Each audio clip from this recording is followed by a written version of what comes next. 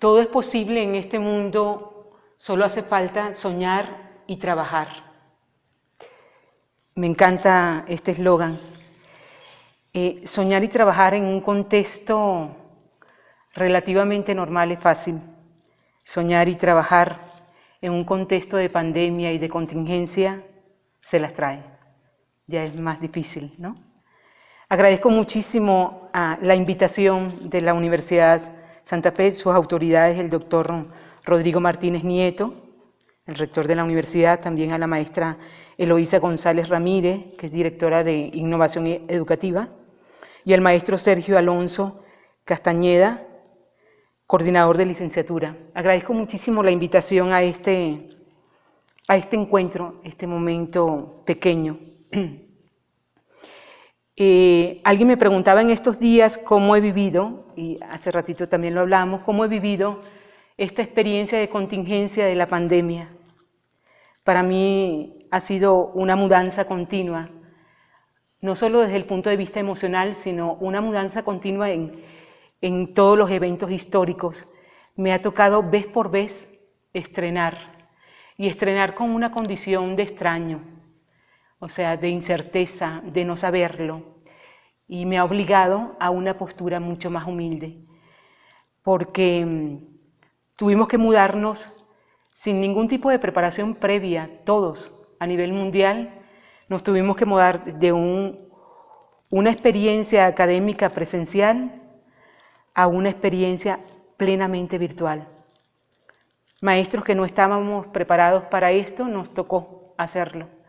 Y nos tocó hacerlo, quisiéramos o no, porque era la única forma de hacer llegar el conocimiento, de hacer comunidades de aprendizaje. Y en ese contexto fue que empecé a vivir todo este tipo de mudanza. Y si me preguntan cómo estoy en medio de esta contingencia, yo podría decirlo sin pena y sin vergüenza, crecida. Crecida y renovada, porque no por solo voluntad personal, sino que me ha tocado de forma volitiva asumir nuevas formas de abordar el mundo.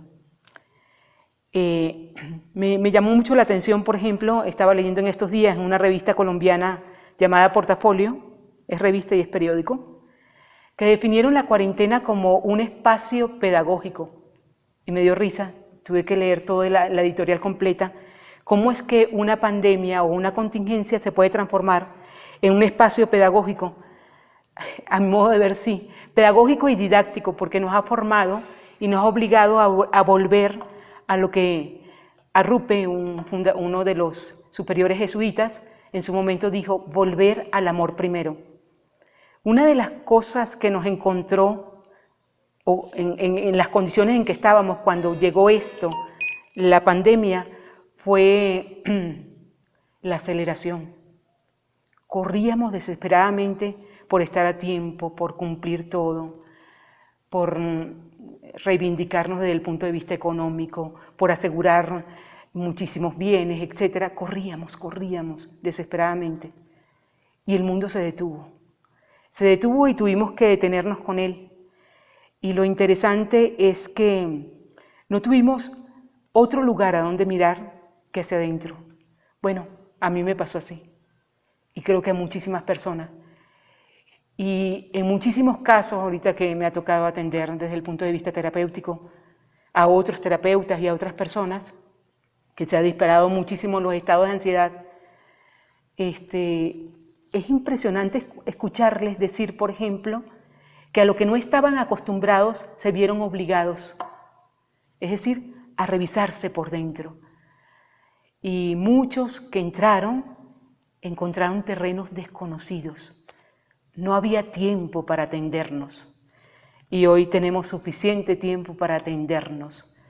Y esa vuelta al amor primero nos ha obligado a ir redescubriendo quién soy como ser humano y quién soy en relación al otro. Y creo que es una de los aportes de esta contingencia, recuperarnos, reivindicar lo humano en un espacio que se estaba acelerando tanto que se desdibujaba la humanidad, el encuentro con el otro, etc. También esta pandemia nos ha obligado a desarrollar la creatividad, y la creatividad en condiciones no ad hoc, no las mejores, en condiciones muy difíciles. Hemos tenido que desarrollar creatividad en espacios de nuestra casa, en esa intimidad. Tuvimos que dejar que entrara un universo a veces innumerable de personas que entran en nuestras vidas y en nuestra intimidad, porque desde allí estamos haciendo la academia, desde allí estamos haciendo esa comunidad de aprendizaje. Y la creatividad, yo soy profesora de escultura, uno de los talleres que doy en la universidad, no aquí en la Universidad de La Salle, es el taller de escultura en difusión cultural. Y yo en los talleres de escultura trabajaba con barro, yeso, cemento, etc. Ahorita estoy trabajando con basura, porque no puedo dejar que los muchachos salgan. Y entonces es impresionante cómo las botellas de plástico, cómo las cajas de cartón, cómo lo que se bota se puede transformar en una obra de arte. Y yo creo que ahí está una de las grandes riquezas de esta contingencia. Hacer una obra de arte de nuestras vidas con lo común y lo normal que es. No necesitamos una parafandalia, avisos luminosos, etc. Con lo que somos podemos reivindicar lo que verdaderamente vale, y que en este caso nos lo ha recordado de una forma quizás cruel, dura, despiadada. La pandemia nos lo ha recordado. Hay que reivindicar lo humano. Otra de las cosas que ya se venía hablando de hace un tiempo estoy diciendo desde después de la Segunda Guerra Mundial, estamos hablando de la mitad del siglo pasado, cuando esta búsqueda por el tener y por el poseer fue aplastando el ser, y nos fuimos deshumanizando, o sea, pensando mucho en el yo en detrimento del tú y del encuentro. Yo creo que ahorita esta llamada, este grito histórico es a detenernos y a volver a humanizarnos, a recuperar eso que hemos olvidado en el camino.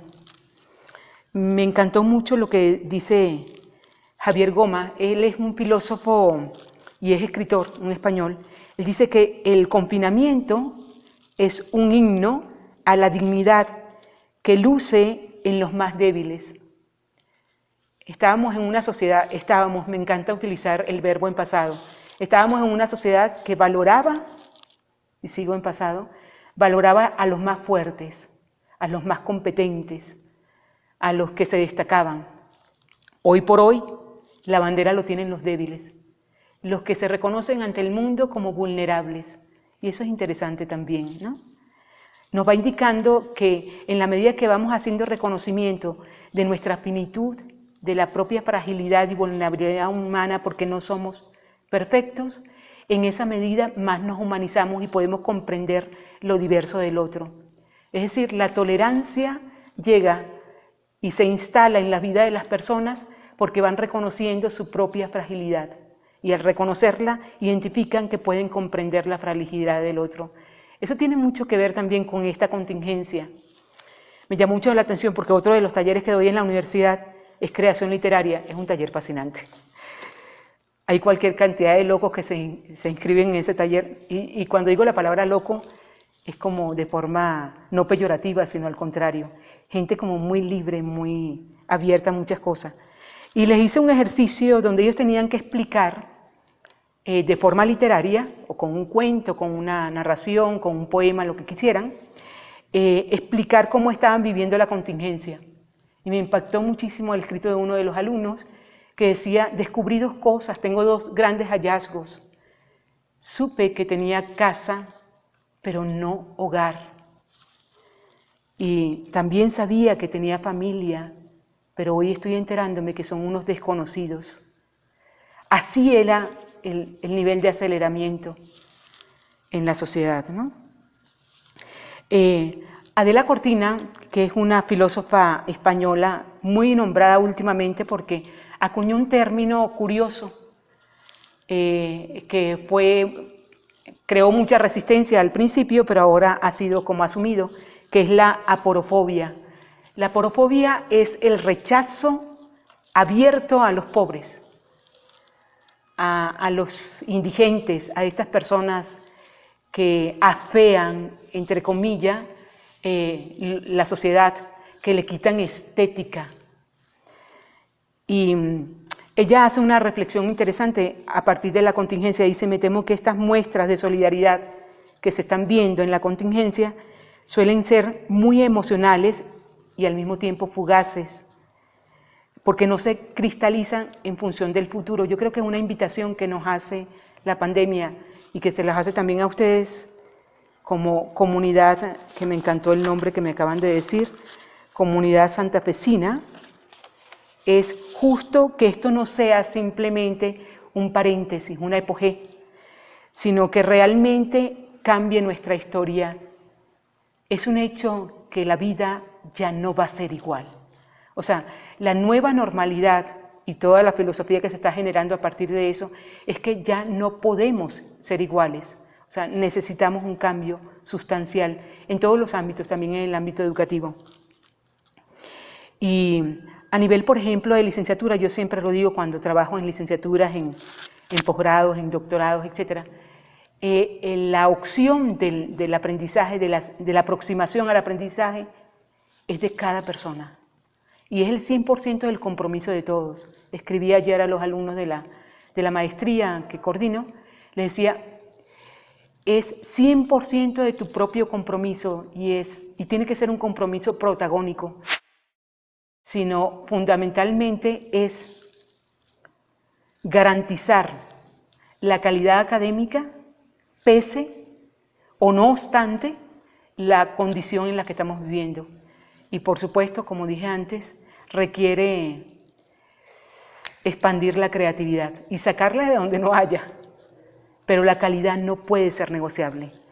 De hecho, ahorita se exige mayor calidad, pero no desde el punto de vista solamente académico, que hay que garantizarlo, sino sobre todo, esta enseñanza que nos ha dado la contingencia es recuperemos lo humano.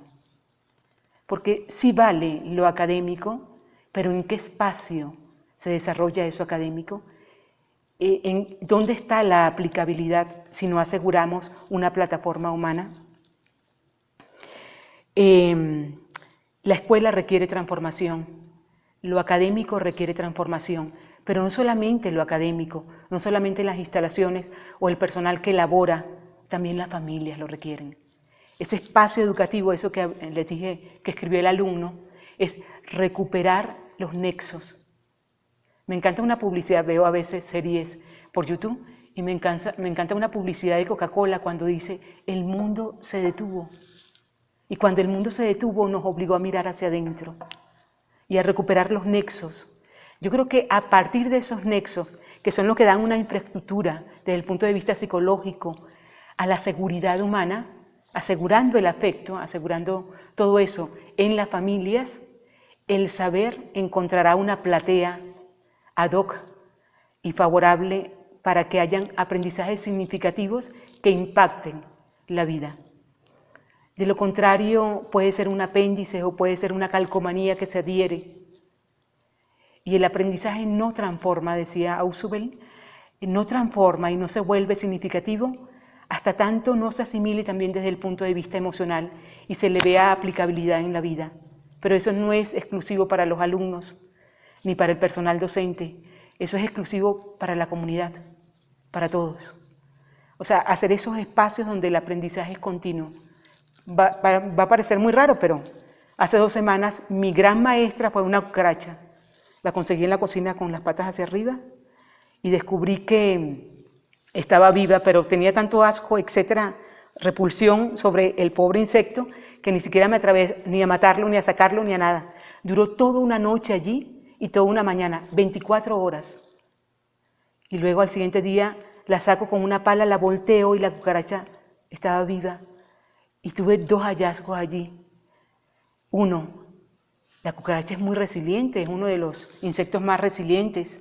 O sea, pese a toda la condición que estuvo viviendo, pudo salir viva. Pero la segunda me dolió. Yo fui muy cruel.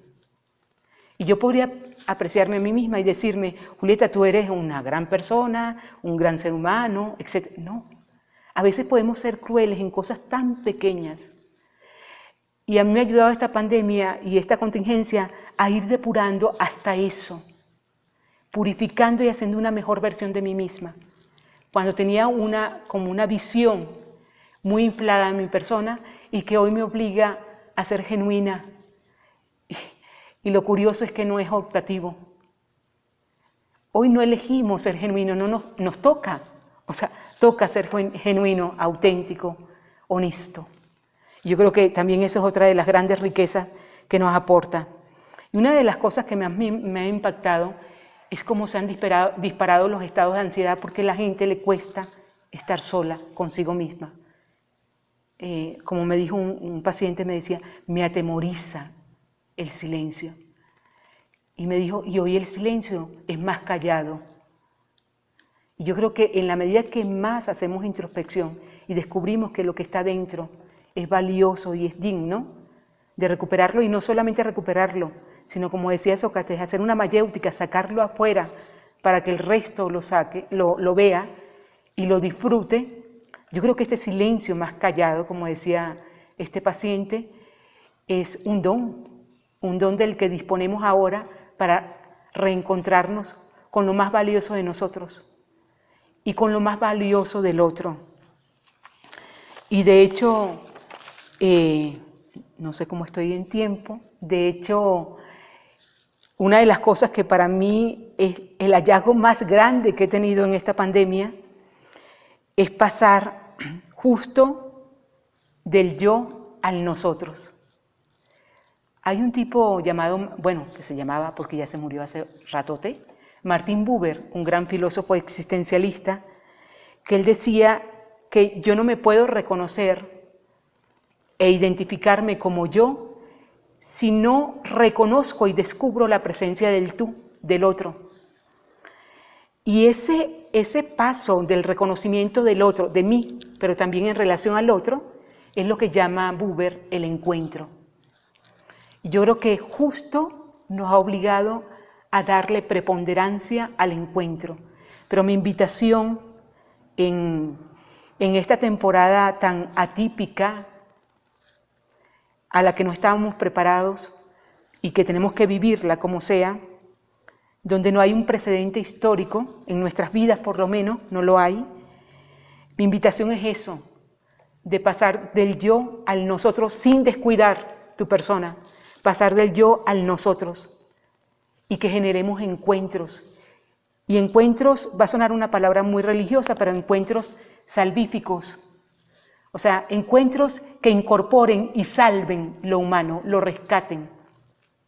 Y en esa medida tendremos la capacidad de disfrutar esta nueva forma de vida, disfrutarla, reír, recuperar la conexión con la naturaleza, con nosotros. O sea, en la medida que el otro no es un desconocido, es un prójimo, es un próximo, un cercano.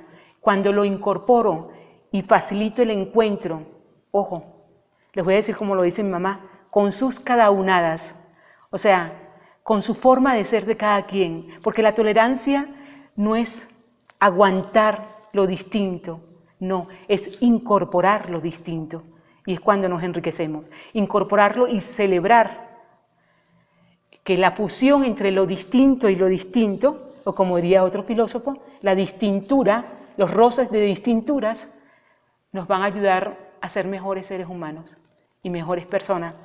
Por eso para mí toda esta experiencia es una experiencia llena de esperanza. A mí me ilusiona muchísimo. Ahorita comenzamos nosotros, por ejemplo, las maestrías en nuestra universidad, etcétera. Está comenzando todo el mundo educativo otra vez, otro ciclo, etcétera. Para mí es una experiencia o una invitación a la esperanza. Si recuperamos quienes somos, en esa medida ese cambio radical que requiere el mundo, en este resetearse, va a ser un cambio favorable, donde prevalezca lo que realmente vale. Ya la parafandalia anterior no importa. Fíjense, ahorita nos preocupamos de cómo nos podemos arreglar de aquí para arriba, porque es la relación que establecemos con la gente a través de las cámaras, etc. Ya las prioridades de antes no son las mismas, y qué bueno, qué bueno. Ahora las prioridades son más esenciales, y yo creo que ese cambio histórico es valioso, y lo necesitábamos. ¿Es doloroso? Sí, pero lo necesitábamos. Entonces, felicito a todas las personas que con tanto entusiasmo, sacrificio y entereza se han ido incorporando a estos cambios radicales históricamente, pero que lo han hecho con lo mejor que han podido. Y yo creo que la invitación también a los alumnos, sobre todo a los alumnos destinatarios de esta experiencia, es que también su nivel de comprensión aumente en la capacidad de comprender que estos maestros se adaptan y hacen lo mejor que pueden y con calidad para que tú puedas accesar al aprendizaje. Pero ojo, no depende solo de los maestros.